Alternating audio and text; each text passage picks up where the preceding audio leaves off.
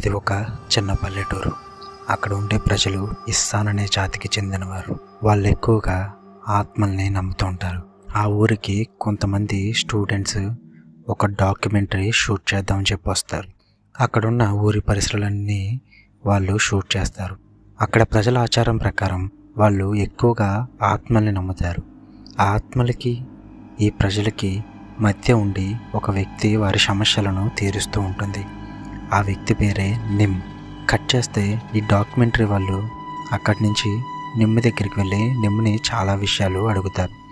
నిమ్ అనే ఆవిడ ఒక పెద్ద ఆవిడ జీవితాన్ని ఈ ప్రజల గురించి వారు పూర్వీకుల నుంచి పూజిస్తున్న ఆత్మలకి అంకితం చేస్తుంది. తను ఇలా అంటుంది, మా ఈ ఆచారాల ప్రకారం, మేము నమ్మే సూత్రాల ప్రకారం ఆత్మలు ఎక్కడ చెట్లలో ఉంటాయి, పర్వతాలలో ఉంటాయి, ఎక్కడ గాలిలో ఉంటాయి, ఎక్కడ పండిస్తున్న పంటల్లో కూడా ఉంటాయి. ఆత్మలు చెడ్డవి ఉంటాయి, మంచివి ఉంటాయి. మేము పూజించే ఆత్మలు మంచి ఆత్మలు. అందులో ఎన్నో రకాలు ఉన్నాయి. కానీ మేము పూజించే ఆత్మ పేరు బాయాన్. బాయాన్ ఎక్కడి నుంచి వచ్చిందో మాకు తెలియదు, ఎలా వచ్చిందో మాకు తెలియదు. మా పూర్వీకుల నుంచి పాటిస్తున్న ఆచారాలని మేము కూడా పాటిస్తున్నాం.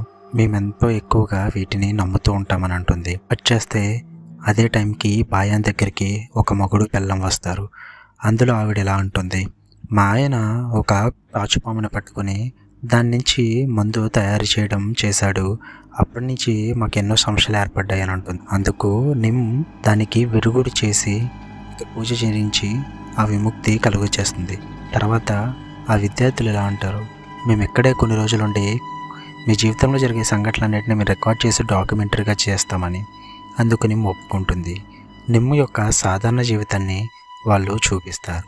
కట్ చేస్తే నిమ్ కెమెరామెన్ ఇద్దరు కారులో వెళ్తుంటారు. అయితే నిమ్ ఎలా ఉంటుంది, ఇప్పుడు మనం నా సిస్టర్ అయిన నాయ్ దగ్గరికి వెళ్తున్నాం. నాయ్ యశంతియా ఫ్యామిలీలో విరోజ్ని పెళ్లి చేసుకుంది. ఈ యశంతియా ఫ్యామిలీ వాళ్ళకి ఏమవుతుందో తెలీదు. అందులో మగోళ్ళు చాలా త్వరగా చనిపోతుంటారు. అది కూడా విచిత్రమైన కారణాల వల్ల చనిపోతూ ఉంటారు. విరోజ్ కూడా అలాగే చనిపోయాడు. ఇప్పుడు నాయ్ దగ్గరికి పలకరించడానికి వెళ్తున్నామని అంటుంది. వెళ్తున్న దారిలో ఒక కుక్క డెడ్ బాడీ రోడ్డు మీద పడి ఉంటుంది.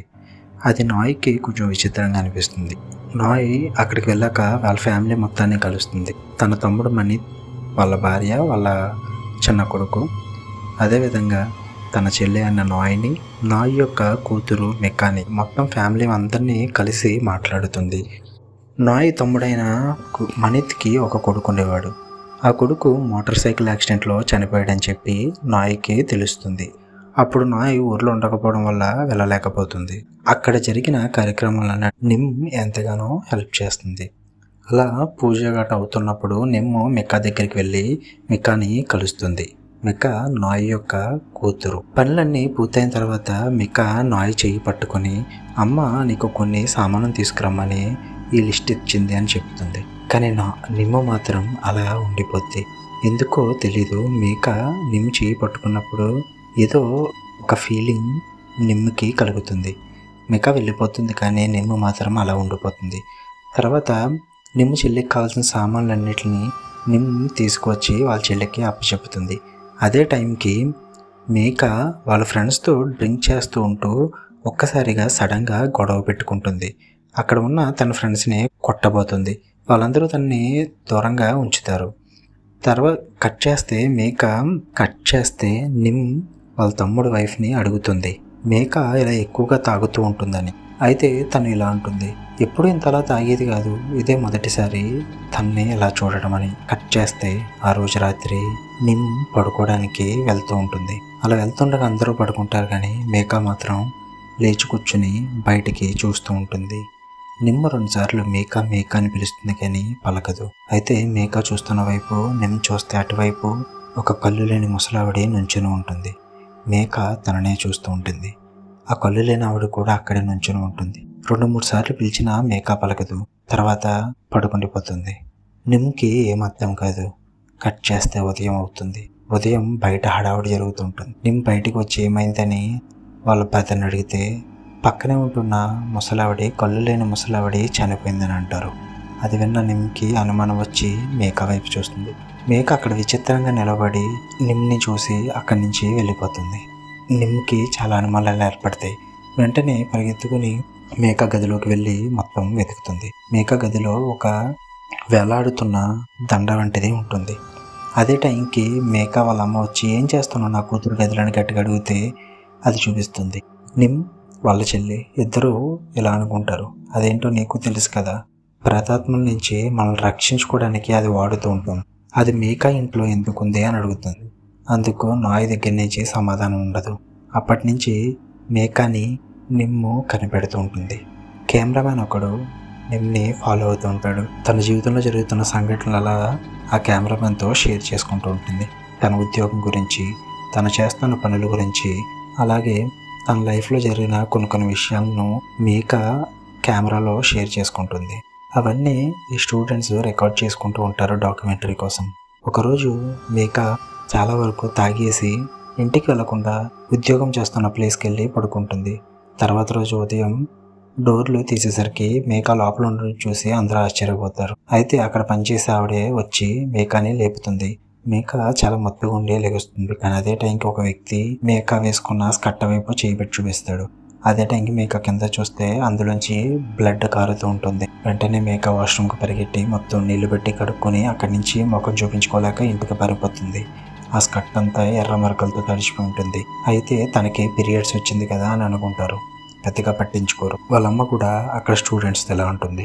ఇదే విధంగా నాకు ఒకప్పుడు జరిగింది. ఇలా జరిగినప్పుడు నాకేమన్నారంటే, బాయాన్ ఆత్మ నన్ను కోరుకుంటుంది మధ్యవర్తిగా మారమని, అందుకే ఇలా జరుగుతుందని అంటారు. అందుకే నేను అక్కడి నుంచి తప్పించుకొని వచ్చి ఇలా క్రిస్టియన్లోకి మారిపోయాను అన్నట్టుంది. ఇప్పుడు అదేవిధంగా మేకకు కూడా జరుగుతుంది.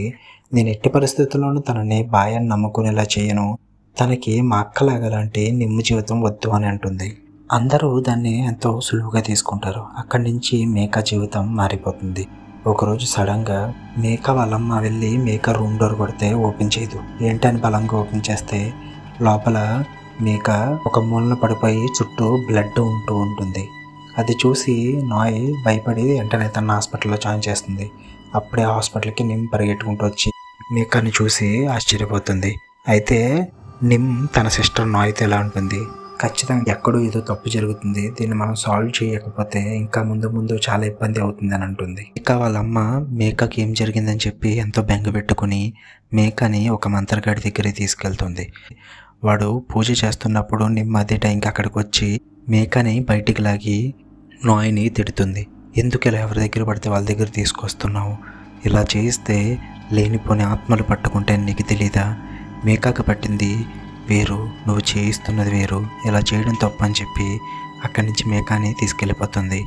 అయితే నాయ్ ఆపడానికి ప్రయత్నిస్తుంది. కానీ వెంటనే మేక పక్కనే ఉన్న రాయి తీసుకుని వాళ్ళ అమ్మని నెత్తి మీద కొట్టి అక్కడి నుంచి పారిపోతుంది. వెంటనే నిమ్ము మేక వెనక పరిగెట్టడానికి ప్రయత్నిస్తుంది. కానీ మేక అక్కడికక్కడే వెంటనే పరిగెట్టి మాయమైపోతుంది, ఎవరికీ కనిపించదు. వెంటనే నాయ్ని హాస్పిటల్లో జాయిన్ చేసి మేకాని వెతకడం మొదలు పెడతారు. ఎంత వెతికినా మేక దొరకదు. అయితే నిమ్కి ఎన్నో అనుమానాలు వస్తాయి. వెంటనే నాయ్ తన తమ్ముడైన మనితి దగ్గరికి వెళ్ళి తన కొడుకు చనిపోయాడు కాబట్టి ఆ రూమ్కి వెళ్ళి మొత్తం చెక్ చేస్తుంది. ఆ రూమ్లో తన కొడుకువి మేకవి చాలా ఫోటోలు ఉంటాయి. అయితే వాళ్ళిద్దరూ ప్రేమించుకున్నారని అర్థమవుతుంది. అయితే వాళ్ళ తమ్ముడిని ఇలా అడుగుతుంది, నిజం చెప్పు, మీ కొడుకు ఎలా చనిపోయాడంటే అతను అనుమానంగా చూస్తాడు. మళ్ళీ నిమ్ గట్టిగా అడుగుతుంది. అప్పుడు ఇలా అంటాడు, వాడు మోటార్ సైకిల్ యాక్సిడెంట్లో చనిపోలేదు, సూసైడ్ చేసుకుని చనిపోయాడు అని అంటుంది. అయితే ఆ సూసైడ్ చేసుకున్న ప్లేస్ చూపించు అని అంటుంది. కట్ చేస్తే ఆ సూసైడ్ చేసుకున్న ప్లేస్కి వెళ్తే అది ఒక అడవి ప్రాంతం, ఒక చెట్టు దగ్గర సూసైడ్ చేసుకుని చనిపోతాడు. అయితే నిమ్ ఆ ప్లేస్లో పూజ చేయడానికి కావలసిన సామానం ఏర్పాటు చేస్తుంది. కట్ చేస్తే నిమ్ తనకి కావలసిన సామానం కొన్ని మేక ఇంట్లో ఉండడం వల్ల ఆ ఇంటికి వెళ్ళి తనకి కావాల్సిన సామాను ప్రతిదీ కలెక్ట్ చేసుకొని ఆ చెట్టు దగ్గర ఒక్కొక్క సామానం దగ్గర ఒక్కొక్క కొవ్వొత్తును పెట్టి పూజను ప్రారంభిస్తుంది. ఆ పూజ రోజు చేస్తూ ఉంటుంది నిమ్. కంటిన్యూగా పూజ జరుగుతూనే ఉంటుంది. 4 రోజులు అవుతుంది, వారం గడుస్తుంది, 2 వారాలు గడుస్తుంది, కానీ ఇంకా ఫలితం దొరకదు. అలా నెల రోజుల తర్వాత పూజలో ఒకరోజు గుడ్డు పగలగొట్టినప్పుడు ఆ గుడ్డులోంచి మొత్తం నల్లటిది పొర బయటకు వస్తుంది. అయితే నిమ్కి అప్పుడు అర్థమవుతుంది, నేను దారి తప్పాను, అసలు ఆత్మ వేడిది కాదు అని చెప్పి అక్కడి నుంచి పరిగెట్టుకుంటూ వెళ్తుంది. అది ఒక అడవిలో పాడుపడ్డ బంగ్లా. ఆ బంగ్లాలోకి వెళ్ళి మేకాని మొత్తం నిమ్ వెతుకుతూ ఉంటుంది. అందులో 5వ అంతస్తులో మేక ఒక మూలన పడి ఉంటుంది. మేక శరీరం మొత్తం చాలా బలహీనంగా, తను ఎంతో పిచ్చి పిచ్చిగా ఉండి చాలా వికార రూపంలో ఉంటుంది. తనని వెంటనే తీసుకెళ్ళి నిమ్ హాస్పిటల్లో జాయిన్ చేస్తుంది. నాయి పరిగెట్టుకుంటూ వచ్చి తనను చూసి ఎంతో బాధపడుతుంది. మేక అప్పటికే ఆత్మల వశంలో ఉంటుంది. అది తెలిసిన నిమ్ నాయితో ఇలా అంటుంది, నాకు ఇప్పుడు ఎవరొకరి సాయం కావాలి, ఇది నేను ఒక్కదాన్ని చేయలేను అని చెప్పి అంటుంది. అయితే అందుకోసం ఈ ఆత్మల సమస్యని వదిలించే ఒక అనుభవజ్ఞుడి దగ్గరికి వెళ్తారు. అతడు వచ్చి మేకాని చూస్తాడు. తనని పట్టుకున్నప్పుడు మేకాకు జరిగిన అనుభవాలన్నీ తెలుసుకుంటాడు. అయితే నిమ్ నాయ్ వాళ్ళతో ఆ మంత్రగాడు ఎలా అంటాడు, తనలో ఉన్నది ఒక ఆత్మ కాదు, చాలా ఆత్మలు తనని వశం చేసుకున్నాయి. అవి 1, 2 అని నేను చెప్పలేను, అంతకు మించి లెక్క పెట్టలేనన్ని ఆత్మలు ఇప్పుడు మేకాలో ఉన్నాయి. వాటిని వదిలించాలంటే ఖచ్చితంగా ఒక పూజ జరిగించాలి. అది చాలా పెద్ద పూజ. నాకు ఒకసారి మేక మీకు ఎక్కడ దొరికిందో అక్కడికి తీసుకుని వెళ్ళండి, ఒకసారి చూస్తాను అని చెప్పి అంటాడు. అక్కడ తీసుకువెళ్ళి మొత్తం చెక్ చేస్తాడు. అయితే పూజను ఇక్కడే 5వ ఫ్లోర్లో జరిగిద్దాం. దీనికి 7 రోజుల సమయం పడుతుంది. 7 రోజుల తర్వాత ఈ పూజను ప్రారంభిద్దాం. ఈ 7 రోజుల్లో నేను కావాల్సినవన్నీ ఏర్పాటు చేస్తానని అంటాడు. అయితే నిమ్ సరే మనం ఏర్పాట్లు చూసుకుందాం అని చెప్పి మేకాని జాగ్రత్తగా చూసుకోమని నాయ్కి అప్పచెప్పి వెళ్తుంది. అయితే నిమ్ చెప్పినట్టుగా నాయ్ మేకాని ఇంట్లో ఉంచుకుంటుంది. నాయ్ మరియు నిమ్ వాళ్ళ బ్రదర్ అండ్ వాళ్ళ వైఫ్, వాళ్ళ చిన్న కొడుకు అబ్బాయి కూడా ఇంట్లోనే ఉంటుంటారు. నాయ్కి ఏం అర్థం కాదు, ఎందుకంటే సాయంత్రం వరకు బాగున్న ఇల్లు తర్వాత రోజు ఉదయం లేచి చూసేసరికి చాలా గందరగోళంగా ఉంటుంది. అదంతా గందరగోళం చేసేది రాత్రిపూట్ల మేక అని అర్థమవుతుంది. ఇది తెలిసిన ఆ డాక్యుమెంటరీ చేస్తున్న స్టూడెంట్స్ అందరూ హాల్లో కెమెరాలు ఫిట్ చేస్తారు. అయితే ఆ రోజు రాత్రి మేక గదిలోంచి బయటికి వస్తుంది. వచ్చి అక్కడ ఉన్న దుప్పట్లు, బుక్స్ అన్నీ విసిరేస్తుంది. అదే టైంకి అక్కడ ఆ ఇంట్లో ఉన్న కుక్క పిల్ల వచ్చినప్పుడు దాన్ని పట్టుకుందామని చూస్తుంది. అది అరవడంతో నాయ్ బయటికి రాబోతుండగా మేక వెంటనే వెనక్కి పారిపోద్ది. నాయ్ ఇంట్లోకి వెళ్ళగానే మేక బయటకు వచ్చి టేబుల్ కట్ట ఎక్కి టేబుల్ మీదే టాయిలెట్కి వెళ్తుంది. పూజ జరగడానికి 5 రోజులు ఉందనగా ఆ రోజు రాత్రి మేక మళ్ళీ ఆ రోజు రాత్రి బయటకు వస్తుంది. వచ్చి ఫ్రిడ్జ్ డోర్ ఓపెన్ చేసి అందులో ఉన్న పచ్చి మాంసాన్ని బయటకు తీస్తే ఒక కుక్క తిన్నట్టుగా ఆ పచ్చి మాంసాన్ని పీక్కొని తింటుంది. పూజకి ఇంకా 4 రోజులు ఉందనగా ఆ రోజు రాత్రి మేక మళ్ళీ బయటకు వస్తుంది. వాళ్ళ నుంచి వాళ్ళ అమ్మ అయిన నాయ్ పడుకున్న గదిలోకి వెళ్తుంది. తన మీదకి ఎక్కి నాయ్ ముఖంలో ముఖం పెట్టి విచిత్రంగా చూస్తుంది మేక. పూజ జరగడానికి 3 రోజుల ముందు ఇదంతా మేక పెత్తనానికి వాళ్ళ అమ్మకి చూపించడం జరుగుతుంది. వాళ్ళు ముందు తిడతారు. అయితే మేక ఏం చేసిందో చూసి ఇంకా ఎక్కువ కెమెరాలు బిగించమని అంటారు. అయితే 2 రోజుల ముందు మేక ఆ రోజు రాత్రి మళ్ళీ గదిలోంచి బయటకు వచ్చి మెట్టెలు ఎక్కుతూ పైకి వెళ్తుంది. అయితే ఈసారి తను వాళ్ళ అమ్మ గదిలో కాకుండా వాళ్ళ పెద్దనాన్న పెద్దమ్మ ఉన్న గదిలోకి వెళ్తుంది. ఆమె నెమ్మదిగా ఆ గదిలోకి వచ్చి తన పెద్దమ్మ పక్కకి వెళ్తుంది. తన పెద్దమ్మ కొడుకు మీద చెయ్యి పెట్టి తనకి నొప్పి వచ్చేలా చేస్తుంది. తనకి విపరీతమైన నొప్పి వస్తుంది. ఆ నొప్పి తట్టుకోలేక వాళ్ళు లేచి చూసినప్పుడు పిల్లోడు కూడా ఏడుస్తుంటాడు. ఇదంతా మూలను కూర్చొని మేక నవ్వుతూ గమనిస్తూ ఉంటుంది. అయితే ఇదంతా చూసిన వాళ్ళ పెద్దనాన్నైన మన్నెత్తికి చాలా కోపం వచ్చి మేక డోరు లాక్ చేసేస్తాడు. తను బయటికి రాకుండా అంతా బిగించి పెడతాడు. అయితే ఆ రోజు రాత్రి ఏవో సౌండ్స్ వచ్చినాయని చెప్పి మన్నెత్తి హాల్లోకి వచ్చి చూసినప్పుడు హాల్ మధ్యలో ఒక గిన్నె పెట్టి అందులో ఒక మాంసం ఉంటుంది. అది ఎవరి మాంసం అంటే ఆ ఇంట్లో ఉండే కుక్క పిల్లది. మేక ఆ రోజు రాత్రి బయటకు వచ్చి ఆ కుక్క పిల్లని గ్యాస్ మీద పెట్టి ఉడికించి ఆ మాంసాన్ని కొరుక్కొని తినడం కెమెరాలో చూస్తారు.